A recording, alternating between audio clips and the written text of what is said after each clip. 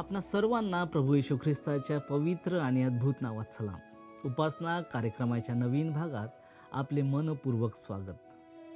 मागील भागात आपण पाहिले की मोशे आणि अहरोन यांनी फारोसमोर देवाचा संदेश सांगितला, पण त्यानंतर इस्रायल लोकांची परिस्थिती आणखी कठीण झाली. लोक निराश झाले आणि मोशेलाही प्रश्न पडला की देव खरोखर कार्य करीत आहे का. आज आपण पाहणार आहोत की निराशेच्या क्षणी देव मोशेला कसा धीर देतो आणि आपल्या अभिवचनाची पुन्हा आठवण करून देतो. देव स्वतःला सर्वशक्तिमान आणि विश्वासू देव म्हणून प्रकट करतो. तो सांगतो की त्याने अब्राहम, इसहाक आणि याकोब यांच्याशी केलेला करार विसरलेला नाही. तो इस्रायल लोकांना गुलामगिरीतून मुक्त करणार आहे आणि त्यांना आपल्या लोकांप्रमाणे स्वीकार करणार आहे. तसेच या अध्यायातून आपण मोशे आणि अहरोन यांच्या वंशावळीबद्दलही पाहतो, ज्यामधून देव आपल्या निवडलेल्या लोकांना कसे तयार करतो हे समजते. या अध्यायातून आपण शिकणार आहोत की परिस्थिती काहीही असली तरी देव आपले वचन कधीही विसरत नाही. तर चला, आजच्या वचनातून आपण देवाच्या विश्वासूपणाचा आणि त्याच्या अभिवचनावरील खात्रींचा सुंदर संदेश समजून घेऊया.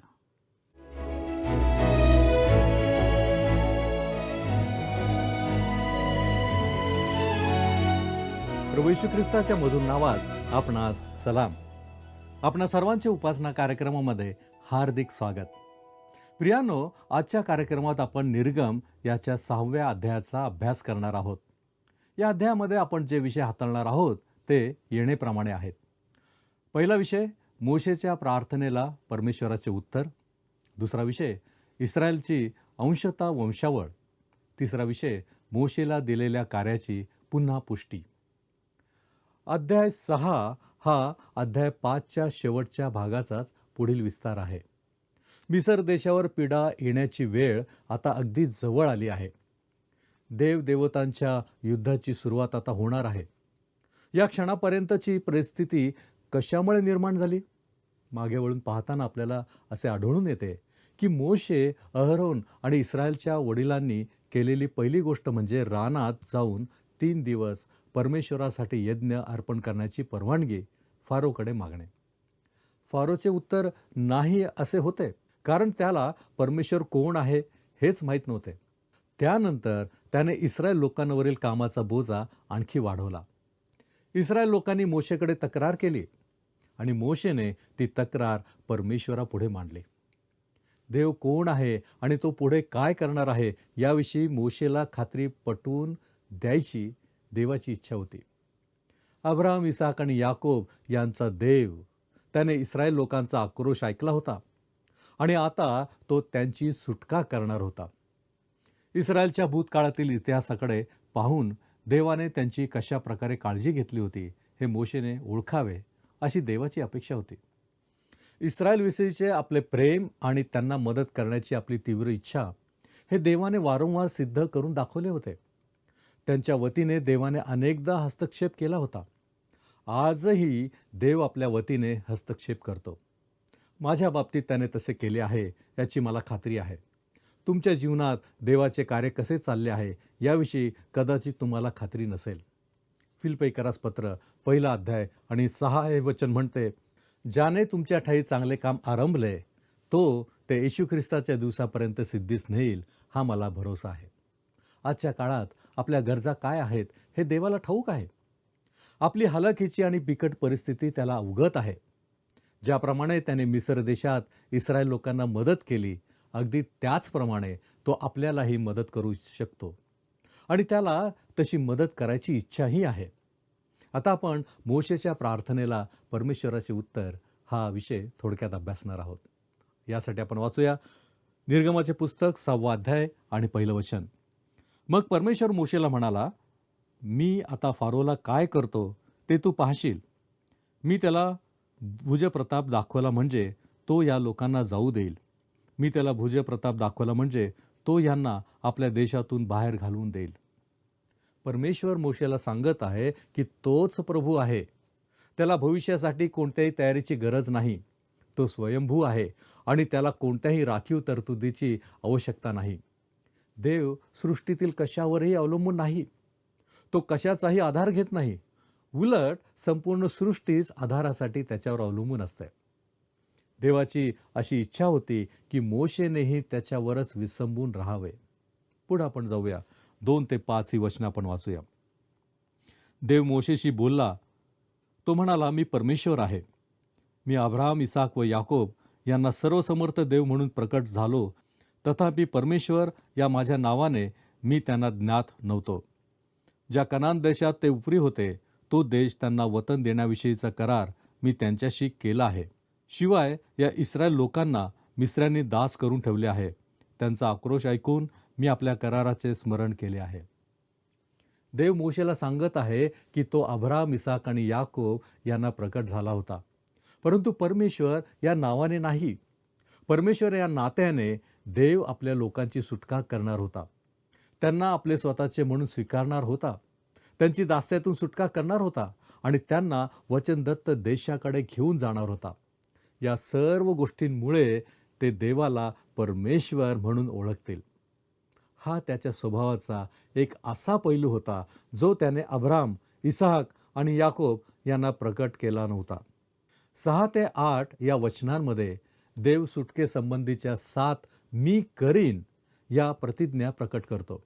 ही वचने आज आपल्या पुढे देखील एक अद्भुत आणि सुंदर चित्र उभे करतात आणि त्या काळी मोशेसाठी ती अत्यंत उत्साहवर्धक ठरली होती. देव स्वतः कोण आहे आणि तो काय करणार आहे याची घोषणा तो करतो. आज आपल्याकडेही असा एक तारणारा आहे जो आपल्याला सांगतो की तो कोण आहे आणि तो काय करणार आहे. जो कोणी त्याच्याकडे येतो त्या प्रत्येकाचे परिपूर्ण तारण करायला तो समर्थ आहे. पुढे आपण जाऊया. 6 ते 8 ही वचने आपण वाचूया. म्हणून इस्रायल लोकांना सांग, मी परमेश्वर आहे. मी तुम्हाला मिस्री लोकांच्या बिगारीच्या ओझ्याखालून काढीन. त्यांच्या दास्यातून तुम्हाला मुक्त करीन आणि हात पुढे केलेल्या बाहूने व मोठ्या शिक्षा करून तुमचा उद्धार करीन. मी तुम्हाला आपली प्रजा करून घेईन आणि मी तुमचा देव होईन. म्हणजे तुम्हाला मिस्री लोकांच्या ओझ्याखालून काढणारा मी तुमचा देव परमेश्वर आहे हे तुम्हाला कळेल. आणि जो देश अब्राहम, इसाक व याकोब यांना देण्याची शपथ हात उभारून मी वाहिली होती, त्यात मी तुम्हाला नेईन आणि तो तुम्हाला वतन करून देईन. मी परमेश्वर आहे. तारणाची साथ मी करेन हे या प्रकारे आहेत. पहिलं म्हणजे मी तुम्हाला मिस्री लोकांच्या बिगारीच्या ओझ्याखालून काढीन. दुसरं, मी त्यांच्या दास्यातून तुम्हाला मुक्त करेन. तिसरं, मी हात पुढे केलेल्या बाहूने व मोठ्या शिक्षा करून तुमचा उद्धार करेन. चौथं, मी तुम्हाला आपली प्रजा करून घेईन.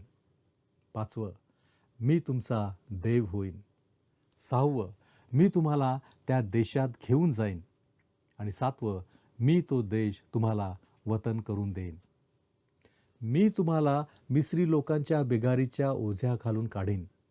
हे तर आपण पाहूया. ख्रिस्तामध्ये आपल्याला मिळालेल्या तारणाशी संबंधित आणि त्या समांतर असा अर्थ या विधानात आढळतो. आज आपण पापाच्या ओझ्याखाली दबलेले आहोत. या जगातील गोष्टी मनावर दडपण आणणाऱ्या ठरतात. आपल्याला असे सांगितले गेले आहे की आपण जगावर प्रीती करू नये. येशू ख्रिस्तावरील विश्वासाच्या द्वारे देव आपल्याला पापाच्या ओझ्याखालून काढू शकतो. दुसरं, मी त्यांच्या दास्यातून तुम्हाला मुक्त करीन. देव तुम्हाला पापाच्या दास्यातून मुक्त करेल. एका व्यक्तीने त्याच्या पालकांना एक उल्लेखनीय पत्र लिहिले, ज्यातून हे स्पष्ट होत होते की देव पापाच्या दास्यातून मनुष्याची सुटका करू शकतो. पत्र लिहिणारा मनुष्य अत्यंत बुद्धिमान होता, पण त्याचे जीवन पापमय होते. अनेक स्त्रियांबरोबर अनैतिक संबंधांमुळे त्याला किमान 6 अनौरस मुले झाली होती. तसेच उपजीविकेसाठी तो जे काम करीत होता ते पूर्णपणे प्रामाणिक नव्हते. त्याचे जीवन अनेक चढ उतारांनी आणि चुकीच्या गोष्टींनी भरलेले होते. नंतर तो दररोज थ्रू द बायबल या कार्यक्रमाचे प्रसारण ऐकू लागला. देवाचे वचन त्याच्या जीवनात खोलवर पोहोचले. पवित्र शास्त्रातील सत्य तो मनापासून आत्मसात करू लागला. तसे त्याच्या जीवनातील अंधार दूर होऊ लागला आणि देवाचा प्रकाश त्याच्या हृदयात व जीवनात चमकू लागला. त्याला जाणवले की तो प्रभू येशू ख्रिस्तावर आपला तारणारा म्हणून विश्वास ठेवत नव्हता. अखेरीस देवाने त्या मनुष्याचे तारण केले, कारण तारण करणे हे देवाचे कार्य आहे. इस्रायल लोक मिस्र देशात दास्याचे जीवन जगत होते. तेव्हा देव म्हणाला, मी तुम्हाला या ठिकाणाहून बाहेर काढणार आहे. तुमचे दास्यत्व मी दूर करणार आहे. मी हात पुढे केलेल्या बाहूने व मोठ्या शिक्षा करून तुमचा उद्धार करीन. यशया संदेष्टाने ज्याचा उल्लेख केला आहे तो परमेश्वराचा सामर्थ्यशाली भुज हाच आहे. आपण यशाचं ग्रंथ 53वा अध्याय आणि पहिल्या वचनामध्ये आपण वाचतो, आम्ही ऐकलेल्या वार्तेवर कोणी विश्वास ठेवला आहे? परमेश्वराचा भुज कोणास प्रगट झाला आहे? हा भुज नेमका कोणाला प्रकट होत आहे हे सांगणे कठीण आहे. देव आजही पुरुष आणि स्त्रियांच्या जीवनात तारणाचे कार्य करीत आहे. प्रत्येक मनुष्य पापी असल्यामुळे त्याला तारणाऱ्याची गरज आहे. देवाने मानवावर महान प्रीती करून आपल्या तारणासाठी मृत्यू पत्करला. त्यामुळे आपण पापी म्हणून देवाकडे यावे आणि येशू ख्रिस्ताने केलेल्या कार्यावर विश्वास ठेवावा. जो विश्वास ठेवतो त्याचे तारण होते. देवाची तारणाची योजना महान आहे आणि तो आपल्या सामर्थ्यशाली हाताने मनुष्याचे तारण करील. पुढे आपण जाऊया. मी तुम्हाला आपली प्रजा करून घेईन. जरा विचार करा, देवाने आपल्याला पापाच्या दलदलीतून बाहेर काढून येशू ख्रिस्तावरील विश्वासाद्वारे आपली मुले बनवले. तारण दिल्यानंतर तो आपल्याला एकटे सोडत नाही, तर मी तुमचा देव होईन असे सांगतो. ज्याचे खरे तारण झाले आहे तो देवाला नाकारून किंवा देव नसल्याप्रमाणे जीवन जगत नाही, उलट तो देवाशी नाते ठेवून जीवन जगतो. जो मनुष्य येशू ख्रिस्तावर तारणारा म्हणून विश्वास ठेवतो त्याचे जीवन बदलते. ख्रिस्त त्याचा देव व प्रभू होतो आणि तो त्याच्यासमोर नतमस्तक होतो. देव प्रत्येकाला तारण देऊ इच्छितो आणि लोकांनी ख्रिस्ताला तारणारा व प्रभू म्हणून ओळखावे अशी त्याची इच्छा आहे. तसेच आपण त्याची प्रजा व्हावे आणि तारणाची खात्री अनुभवावी हेही देवाला अभिप्रेत आहे. पुढचं, मी तुमचा देव होईन. देवाने जगाच्या स्थापनेपूर्वीच ख्रिस्तामधील विश्वासणाऱ्यांना निवडले होते. म्हणजेच ही निवड काळाच्या आधी अनंत काळात करण्यात आली होती. ही निवड विश्वासणाऱ्यांमध्ये काही विशेष गुण आढळले म्हणून नव्हे, तर देवाच्या सर्वज्ञ आणि ज्ञानी हेतूमुळे झाली होती. विश्वासणाऱ्यांच्या अपयशानंतरही देव त्यांच्यावर प्रीती करण्यासाठी संघर्ष करत नाही. देव आपल्या लोकांवर प्रीती करतो, कारण प्रीती करणे हा त्याचा स्वभाव आहे. त्याला आपला देव व्हायचे आहे. पुढे आपण जाऊ. मी तुम्हाला त्या देशात घेऊन जाईन. हा देश म्हणजे कनान देश आहे. देवाने अब्राहम, इसाक आणि याकोब यांना तो देश देण्याचे अभिवचन दिले होते. कनान देश हे स्वर्गाचे चित्र नाही, उलट विश्वासणाऱ्यांनी ज्या प्रकारे ख्रिस्ती जीवन जगले पाहिजे त्याचे ते एक चित्र आहे. कनान देश हे त्या आध्यात्मिक आशीर्वादांचे प्रतीक आहे जे स्वर्गात विश्वासणाऱ्यांना मिळतात. या आशीर्वादाचा पूर्ण आनंद घेण्यासाठी विश्वासणाऱ्याने आपल्याला झालेल्या पाचारणाला शोभेल असे चालले पाहिजे. पवित्र आत्म्याने परिपूर्ण झाल्याने हे शक्य होते. आपण पाहू शकता इफिसकरास पत्र याचा 4था अध्याय 1 पासून 5वा अध्याय 18व्या वचनापर्यंत ही वचने. ख्रिस्ती जीवनात संघर्ष आणि लढाया देखील असतात, ज्यात विजय मिळवावा लागतो. काही विश्वासणारे या जगाच्या रानात जणू काही आध्यात्मिक दृष्ट्या गरीब असल्यासारखे जीवन जगतात आणि देवाच्या कृपा व दयेच्या संपत्तीमध्ये कधीच प्रवेश करत नाहीत. आज तुम्ही जिवंत तारणाऱ्याच्या जीवनात, प्रकाशात आणि प्रीतीत जीवन जगत आहात का? पुढे जाऊया. मी तो देश तुम्हाला वतन करून देईन. रोमकरास पत्राच्या 5व्या अध्यायात पौल स्पष्टपणे सांगतो की आपण विश्वासाद्वारे नीतिमान ठरलो आहोत आणि प्रभू येशू ख्रिस्ताद्वारे देवाबरोबर आपल्याला शांती प्राप्त झाली आहे. आपल्याला देवाकडे जाण्याचा मार्ग सापडला आहे. संकटाच्या काळातही आपण आनंद करतो. देवाचा पवित्र आत्मा आपल्यामध्ये वस्ती करण्यासाठी देण्यात आला आहे आणि देवाची प्रीती आपल्यासाठी वास्तव बनले आहे. येणाऱ्या क्रोधापासून आपली सुटका झाली आहे आणि महासंकट काळापासूनही आपण वाचवले गेलो आहोत. प्रियानो, तुम्ही ज्या तारणाबद्दल बोलता त्याद्वारे जर तुमचे जीवन बदलले नसेल किंवा तुम्हाला कोणत्याही गोष्टीतून मुक्त केले गेले नसेल तर ते कसले तारण आहे? ही वचने आपल्या वतनाबद्दल सांगतात आणि आपल्या तारणाचे चित्र उभे करतात. वाचूया आपण 6वा अध्याय निर्गम आणि त्याचं 9वं वचन. मोशेने हे सारे इस्रायल लोकांना सांगितले, पण ते आपल्या मनाच्या संतापामुळे आणि बिकट दास्यामुळे मोशेचे ऐकेनात. अशा वेळी इस्रायल लोकांबद्दल तुमच्या मनात सहानुभूती निर्माण झाली पाहिजे. मोशेवर विश्वास ठेवणे त्यांना अशक्य वाटत होते, कारण त्याच्यामुळे त्यांच्या परिस्थितीत काहीच सुधारणा झाली नव्हती. उलट त्यांच्या ओझ्यात आणि दुःखात अधिक भर पडली होती. पुढे आपण जाऊया. 10 ते 13 ही वचनं वाचू. मग परमेश्वर मोशेला म्हणाला, तू जाऊन मिस्राचा राजा फारो याला सांग की इस्रायल लोकांना तुझ्या देशातून जाऊ द्यावे. तेव्हा मोशे परमेश्वरासमोर म्हणाला, पहा, इस्रायल लोकांनी माझे ऐकले नाही तर फारो माझे कसे ऐकेल? मी बेसुनत ओठांचा आहे. या प्रकारे परमेश्वर मोशे व अहरोन यांच्याशी बोलला. मिस्र देशातून इस्रायल लोकांना बाहेर नेण्यासाठी त्याने त्यांना इस्रायल लोकांसंबंधी आणि मिस्राचा राजा फारो याच्या संबंधी आज्ञा केली. मोशेला इस्रायल लोकांनी स्वीकारले नाही आणि फारोनेही त्याला मान्यता दिली नाही. देवाने त्याला पुन्हा फारोशी बोलण्यास सांगितले, पण मोशे जाण्यास कचरू लागला. त्याचे लक्ष देवाकडे नसून परिस्थितीकडे होते. आता आपण इस्रायलची अंशतः वंशावळ या विषयाचा थोडक्यात अभ्यास करणार आहोत. या सर्व अडचणी आणि परिस्थितींच्या मध्यात आपण एका अतिशय वेगळ्या गोष्टीकडे येतो. देव पुन्हा एकदा इस्रायलच्या वंशजांची नोंद काळजीपूर्वक देतो. जुन्या कराराच्या दृष्टीने ही अत्यंत महत्त्वाची गोष्ट आहे. खरे सांगायचे तर ही सर्व नावे वाचताना आपल्याला कंटाळा येतो, पण देवाच्या दृष्टीने ती महत्त्वाची आणि आनंददायक आहेत. देव आग्रहाने या वंशावळींची नोंद करून घेतो.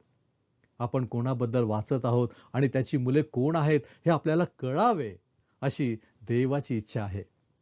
देवाला तुमच्या आणि माझ्याबद्दलही असेच वाटते. ख्रिस्तावरील विश्वासाच्या द्वारे आपण देवाची मुले व्हावे अशी त्याची इच्छा आहे. पुढे आपण जाऊया. 14 ते 16 ही वचनं आपण वाचणार आहोत. त्यांच्या पूर्वजांच्या घराण्याचे प्रमुख पुरुष हे. इस्रायलाचा पहिला मुलगा रऊबेन, याचे मुलगे हनोक, पल्लू, हेस्रोन व कर्मी ही रऊबेनाची कुळे. शिमोनाचे मुलगे यमुवेल, यामीन, ओहद, याखीन, जोहर व कनानी स्त्रीपासून झालेला शाऊल ही शिमोनाची कुळे. लेवीच्या वंशावळीप्रमाणे त्याच्या मुलांची नावे ही गेरशोन, कहात व मरारी. लेवीचे आयुष्य 137 वर्षांचे होते. गेरशोन, कहात व मरारी हे लेवीचे 3 पुत्र होते. रानातून निवास मंडप वाहून नेण्याची जबाबदारी याच पुरुषांवर होती. पुढे आपण जाऊया. 18वं वचन. कहाताचे मुलगे अमराम, इसहार, हेब्रोन व उज्जेल. कहाताचे आयुष्य 133 वर्षांचे होते. मोशेने आपल्या आईवडिलांच्या नावाचा उल्लेख केला नव्हता. ते सामान्य लोक होते आणि गुलामगिरीत जीवन जगत होते. ते लेवी वंशातील होते. मोशेने आपल्याला एवढीच माहिती दिली आहे. पुढे आपण जाऊया. 20वं वचन. अमरामाने आपली आत्या योखबेद ही बायको केली. तिच्यापासून त्याला अहरोन व मोशे झाले. अमरामाचे आयुष्य 137 वर्षांचे होते. या वचनात अहरोन आणि मोशे यांच्या पालकांची नावे दिली आहेत, अमराम आणि त्याची पत्नी योखबेद. एक प्रश्न विचारला जातो, फारोने इब्री बाळांना ठार मारण्याचा आदेश दिला तेव्हा अहरोनाचे जीवन मोशे इतके धोक्यात का नव्हते? याचे उत्तर सोपे आहे. अहरोन मोशेपेक्षा मोठा होता आणि तो जन्मला तेव्हा हा आदेश दिला गेलेला नव्हता. इस्रायल लोकांची संख्या फार वेगाने वाढत असल्याचे फारोच्या लक्षात आल्यानंतरच त्याने तो हुकूम जारी केला. पुढील काही वचने वंशावळीवरच पुढे चर्चा करतात आणि आपण 26व्या वचनापासून पुढे पाहणार आहोत. 26 आणि 27 वचन आपण वाचूया. इस्रायल लोकांच्या सेना करून त्यांना मिस्र देशातून बाहेर घेऊन जा, असे परमेश्वराने ज्यांना सांगितले तेच हे अहरोन व मोशे. इस्रायल लोकांना मिस्रातून बाहेर काढण्याविषयी मिस्राचा राजा फारो याच्याशी जे बोलले तेच हे मोशे व अहरोन. आपण 12व्या वचनात पाहिले की मोशे निराश झाला होता. सुनता झालेल्यांनीही त्याला स्वीकारले नाही आणि बेसुनत लोकांनीही त्याला स्वीकारले नाही. या टप्प्यावर देव पुढे येतो आणि मोशे कोण आहे याची पार्श्वभूमी स्पष्ट करतो. इस्रायल लोकांना सोडवण्याआधी त्याने आपल्या ओळखीला साजेसे जीवन जगले पाहिजे. आज काही लोक म्हणतात की ख्रिस्ताच्या कुमारीपासून झालेल्या जन्मावर विश्वास ठेवणे आवश्यक नाही, पण माझ्या मते त्यावर विश्वास ठेवणे अत्यंत आवश्यक आहे. तो ख्रिस्ताच्या ओळखीचा एक महत्त्वाचा पुरावा आहे. तारणासाठी तुम्हाला त्याच्या कुमारीपासून झालेल्या जन्मावर विश्वास ठेवणे आवश्यक नाही. ख्रिस्ताकडे आलेल्या काही लोकांनी त्याच्या कुमारीपासून झालेल्या जन्माबद्दल ऐकलेलेही नसते. तारणासाठी तुम्ही त्याच्या मृत्यूवर आणि पुनरुत्थानावर विश्वास ठेवला पाहिजे. पण एकदा तुम्ही तारण पावलात की तुम्ही त्याला ओळखू लागता आणि त्याला ओळखल्यानंतर तुम्हाला कळते की तो कुमारीपासून जन्माला आला. जर त्याचा जन्म कुमारीपासून झालेला नसेल तर तुम्ही त्याच्यावर ठेवलेला विश्वास चुकीचा ठरेल, कारण तो स्वतः जे म्हणतो तसा तो नाही. खरोखर तारण पावलेला कोणीही मनुष्य येशू ख्रिस्ताच्या कुमारीपासून झालेल्या जन्माचा नकार करणार नाही. मोशे आणि अहरोन यांनी स्वतःची खरी ओळख सिद्ध करणे आवश्यक होते. मोशे 40 वर्षानंतर मिद्यानातून मिस्रात परतला होता. त्यामुळे तो कोण आहे हे स्पष्ट करणे गरजेचे होते. त्याची वंशावळ दाखवते की तो लेवी वंशातील असून अमराम आणि योखबेद यांचा पुत्र आहे. ही ओळख देवाने मिस्रात दिलेले कार्य पूर्ण करण्यासाठी त्याला अधिकार आणि मान्यता देणारी ठरली. आता आपण मोशेला दिलेल्या कार्याची पुन्हा पुष्टी हा विषय थोडक्यात अभ्यासणार आहोत. यावेळेस आपण वाचूया 28 ते 30 वचनं. मग मिस्र देशात परमेश्वर मोशेबरोबर बोलला. त्या दिवशी परमेश्वर मोशेला म्हणाला, मी परमेश्वर आहे. मी तुला सांगतो ते सर्व मिस्राचा राजा फारो याला सांग. तेव्हा मोशे परमेश्वरासमोर म्हणाला, पहा, मी बेसुनत म्हणजे जड ओठांचा आहे, तर फारो माझे कसे ऐकणार. मोशे पुन्हा एकदा कारणे सांगत आहे. त्याला जे कार्य करायचे होते ते काही सुखकर नव्हते. प्रत्येक टप्प्यावर त्याला नकारच मिळाला होता. तो लेवी वंशातील आहे हे सिद्ध केल्यानंतरही त्याला नाकारले गेले. लेवी हा याकोबाचा मुलगा होता. याकोब इसाहाकाचा मुलगा होता आणि इसाहाक अब्रामाचा मुलगा होता.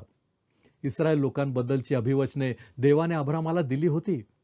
मी योग्य वंशातील आहे, मोशे म्हणतो, तरी सुद्धा मला जाण्यास संकोच वाटत आहे.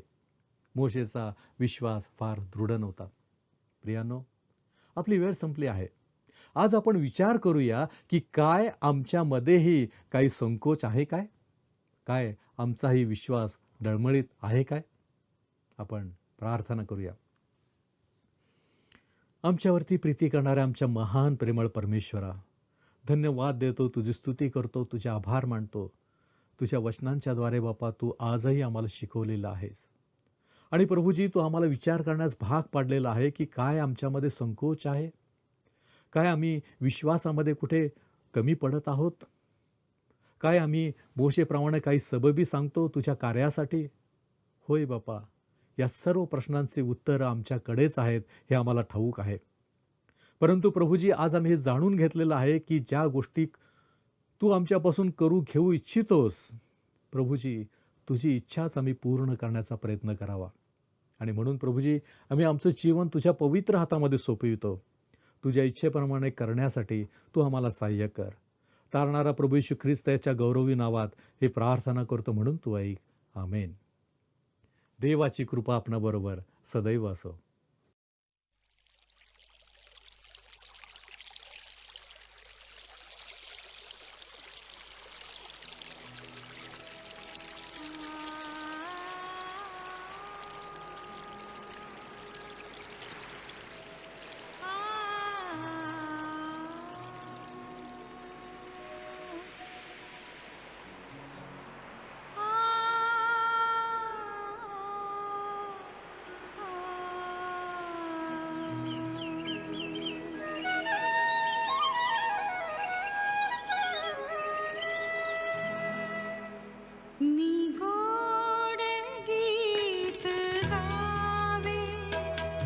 देवा तुझ्या प्रीतीचे मी गोड गीत गावे, देवा तुझ्या प्रीतीचे तुझेच गुण गावे, हे ध्येय जीवनाचे,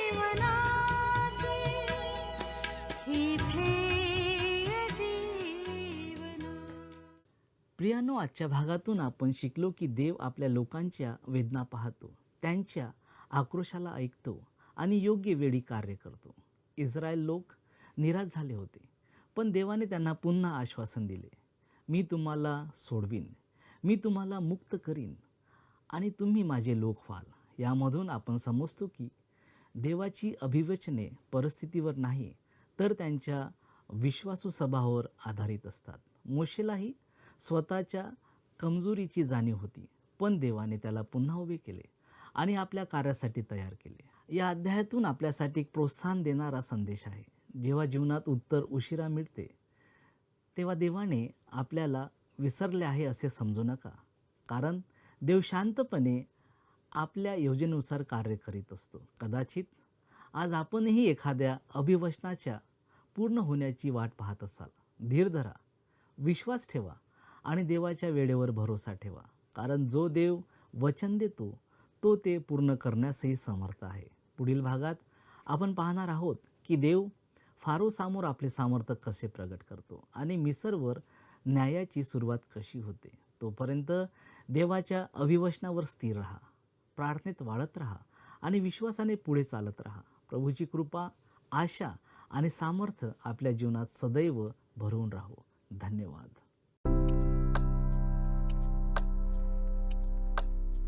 मागील कार्यक्रमातील प्रश्नाचे उत्तर आहे पर्याय डी. निबिड अंधकाराची पीडा ही 9वी पीडा होती.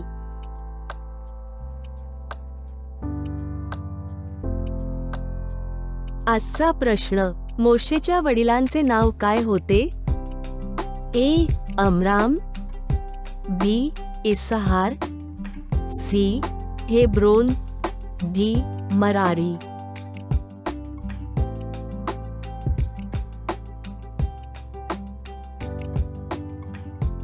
प्रियांनो, या प्रश्नाचे उत्तर उद्या सकाळी 6 वाजण्याच्या आधी पर्याय ए, बी, सी किंवा डी लिहून आपले नाव, पत्ता आणि ठिकाण यासोबत मोबाईल नंबर 7021474742 वर SMS किंवा व्हॉट्सॲप करा.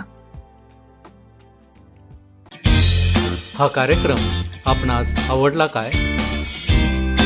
आता आम्हाला एक मिस कॉल करा.